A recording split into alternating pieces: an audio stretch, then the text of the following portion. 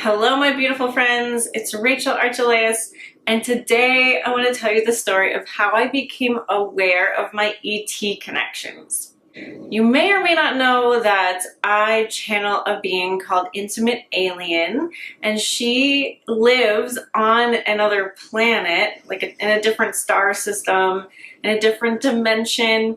And she's also a part of me. So if you didn't know that, now you do. You can go check out her videos. She's really wise, she's really bubbly, she's really friendly, and she loves being here on Earth. And so you might assume that since I'm so comfortable with that and I'm a channeler and, I'm like dressing up as this alien being, that I've always been connected to aliens and that I always knew that they were real and everything. And that's actually totally not the case. I have a really incredible story of how I first knew aliens were real, and then it took a long time after that to really understand that I had my own personal connection with them. So if you're interested in hearing this story, then keep watching. I grew up in a really normal way when I was in the suburbs of New York City in Connecticut, well, like 90 minutes from New York City. And I grew up on the beach. It was beautiful. I had a marsh in my backyard. I just thought I was a normal kid, but I did have some interesting psychic stuff happen when I was a little kid. Like, I had an invisible older brother, Matt. That's exactly what I called him. And we would hang out, we would swing together and talk and hang out in my room. I would bring him to meals, like my parents knew about him. And I just thought that was normal. I didn't talk about it with my other friends though, but Matt was just a part of my life and a part of my family. And I also would talk to the praying mantises that were on my back fence and on my shed. And I didn't really think about it much. Thinking back on it, I don't really recall the conversations that we had, but I just remember wanting to go outside as a little kid and talk to the bugs. I was also psychic as a kid. I would see angels, and when my family members would eventually pass on, they would come to me and we would talk. And so I had this psychic awareness always, but I never equated it with ETs. In fact, I never thought about them. My sister was afraid of seeing an alien head depicted on like a movie cover or on TV. But for me, it didn't shock me either way. I wasn't scared by it. I wasn't intrigued by it. I was not one of those kids who looked up into the sky and like thought about it. I wasn't into space. I wasn't into any of that. So I never really thought about aliens at all. It wasn't anything that was in my mind ever. And then I was 17. I was living with my father and I was up late. It was like 2 a.m. I was on the couch. I was writing a really long letter to a friend who had just moved. And all of a sudden I hear like the sound of a toaster shaking, like metal on metal. Like it sounded exactly like somebody shaking a toaster in the kitchen. And I thought, well, why is someone in the kitchen, which I couldn't see, shaking the toaster? And then it sounded like more metal banging. And I looked up, and in front of me, about, 15 feet in front of me, it wasn't a big room, but they were on the opposite side of it in kind of like catty corner to the corner of the room, were 5 gray Zeta aliens. Now, I didn't know that they were called Zetas at the time, but they were just what people would call the grays. They had the big oval head with, greenish gray flesh skin and the big black eyes, and not many, like the features were very small other than the eyes, and they were lanky, like skinny limbs, and I'm just remembering it in my mind right now as I'm telling you.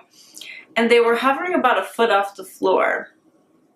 Now, I was used to seeing beings. I was used to seeing beings hovering. I was used to seeing, but they were always looking like people. I hadn't ever seen anything that didn't look like a person. The angel was the only exception, and that looked like an angel. It was like flowy, it had robes, and it was flying, but I was really little when I saw that. So apart from angels and people, I'd never seen anything else.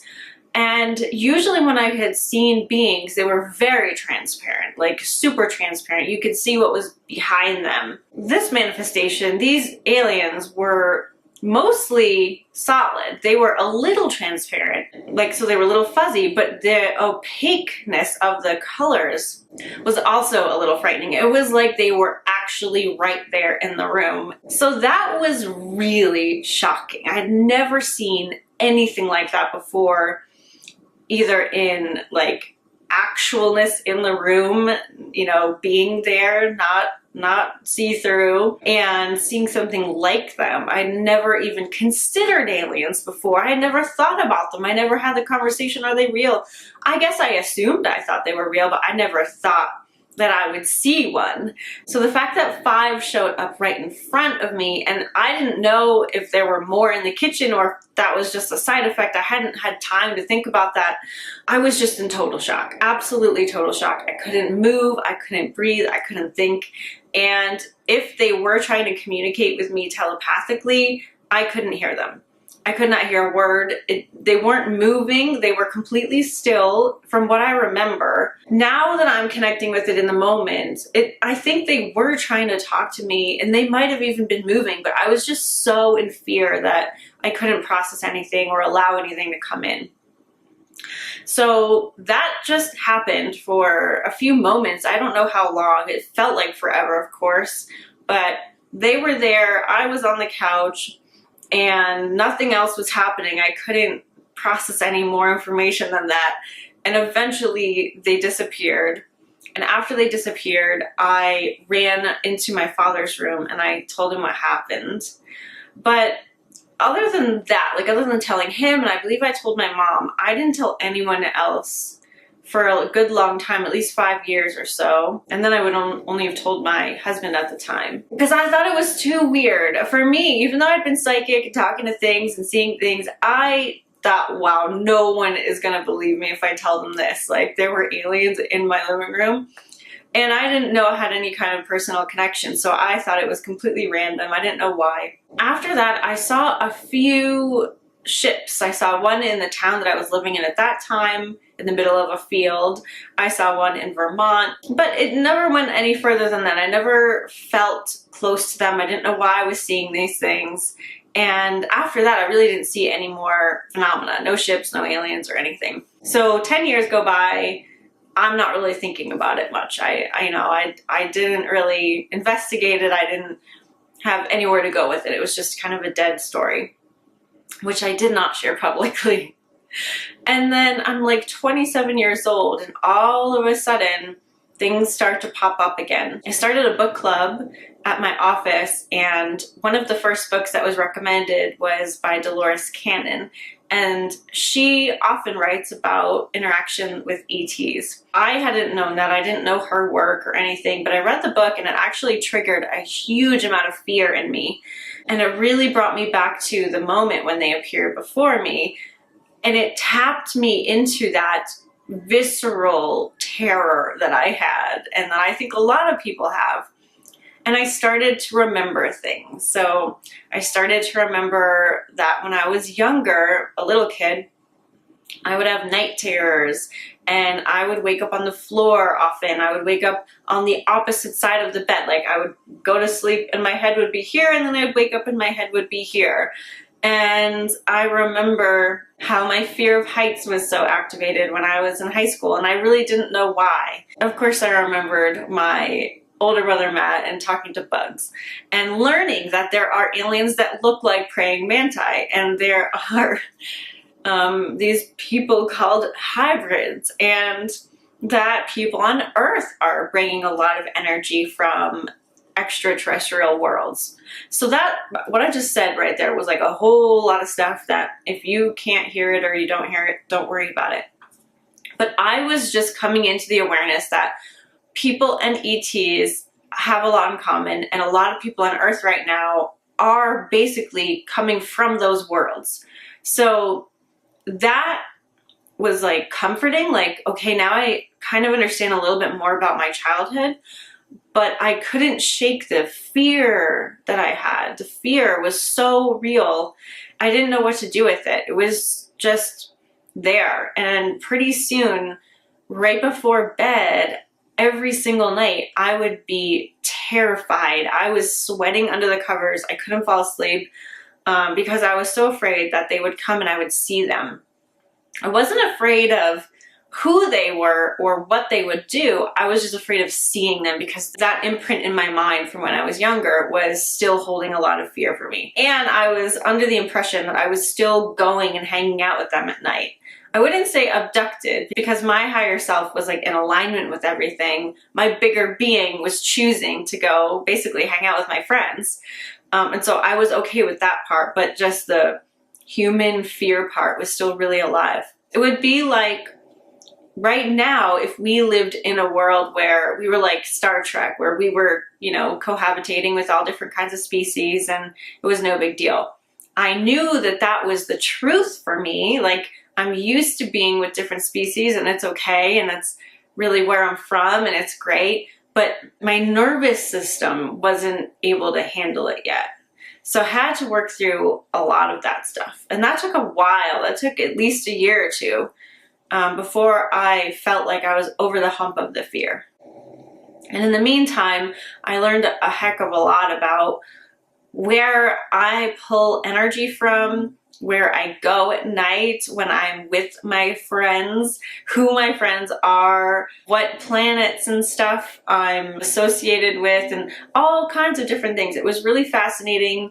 And I just made sure that I used my own filter of discernment if people were talking about things and telling me things, that I made sure that stuff resonated with me and I wasn't just taking people's words for it, if you know what I mean. And during that time, I also had a session with Nora Harold where she told me about why those aliens showed up for me when I was 17. And it's a really, really, really beautiful story. I actually wrote a little story about it and you can go read it, but it was such a beautiful gesture for them and it really changed the whole course of my life. So if you're interested in that, just go read that story. It's really short and beautiful and might help you to open up your own ET connections as well, feel more safe in them. Do you have things in your childhood that are kind of calling out to you that they may have been ET related? I didn't really expand on that too much, but basically the night terrors and the waking up on the wrong side of the bed were indications that I was actually physically leaving the house and sometimes just spiritually leaving the house and rendezvousing with my friends on different ships. And I still do that to this day, not every night, but very often.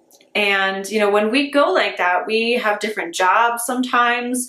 We hang out with friends and family, you know, a lot can happen when we're sleeping. And so if you've ever thought to yourself, well, I wonder if I've been going places, you probably have been, or the thought would probably not have occurred to you. If that is true for you and you want to know more, I definitely recommend Dolores Cannon's books. You will find the right one for sure. There are so many to choose from. And just know that if any fear does come up, just go slow. You know, work it out, keep breathing, try to connect with them and let yourself feel their love. That really helped me a lot during those times of fear. I would remind myself that they love me and that they're my family, and I could actually allow myself to feel more from them, as opposed to when I was 17 and I just blocked everything because I was so afraid.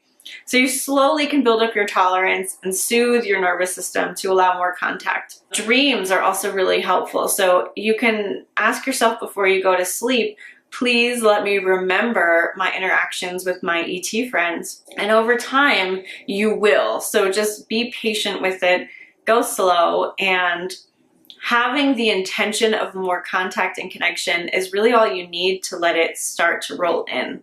So if you have any questions about any of this, let me know. There was a lot packed into this video and I didn't go into much detail really about anything. So I can make more videos about specific things if you want. And otherwise, I will just let you go and I hope you have a very wonderful day and I will talk to you really soon. Super love. Bye bye.